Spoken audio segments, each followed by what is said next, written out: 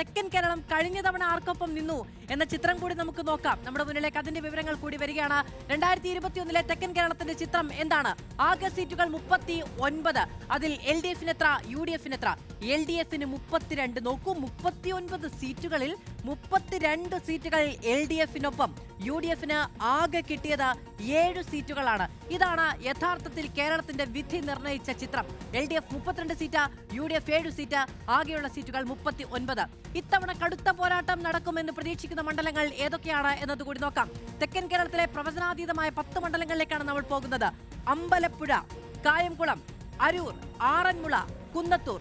അടുത്ത സെറ്റ് മണ്ഡലങ്ങൾ ഏതൊക്കെയാണെന്ന് നോക്കാം. കൊട്ടാരക്കര, പത്തനാപുരം, ചിറയിൻകീഴ്, വട്ടിയൂർക്കാവ്, കഴക്കൂട്ടം. ഈ മണ്ഡലങ്ങൾ നമ്മൾ പൊതുവെ ഒന്ന് പരിശോധിക്കുകയാണെങ്കിൽ നോക്കൂ, കൊട്ടാരക്കരയിൽ ഇത്തവണ ഐഷാ പോറ്റിയുടെ സ്ഥാനാർത്ഥിത്വമടക്കം രശ്മിയുടെ മറുകണ്ഠം ചാടലടക്കം വലിയ ചർച്ചയാകുന്ന മണ്ഡലമാണ്.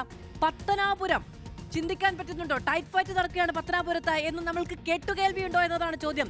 ചിറയിൻകീഴ്, വട്ടിയൂർക്കാവ് ത്രികോണ പോരാട്ടം നടക്കുകയാണ്. കഴക്കൂട്ടം മണ്ഡലം, കഴക്കൂട്ടത്ത് വിജയസാധ്യത മാത്രം കണ്ടുകൊണ്ടാണ് അവിടെ കടകംപള്ളി സുരേന്ദ്രനെ LDF മൂന്നാം ഊഴത്തിന് നിർത്തുന്നത്. അമ്പലപ്പുഴ G സുധാകരന്റെ സാന്നിധ്യം. കായംകുളത്ത് M ലിജു ആണോ അതോ U പ്രതിഭയാണോ എന്ന ചോദ്യം. അരൂര്, ആറന്മുള വീണ ജോർജിനെ അബിൻ വർക്കി അട്ടിമറിക്കുമോ എന്ന ചോദ്യം. കുന്നത്തൂര്. ഈ 10 മണ്ഡലങ്ങളാണ് തെക്കൻ കേരളത്തിൽ വലിയ പോരാട്ടത്തിലേക്ക് കടന്നിരിക്കുന്നത്.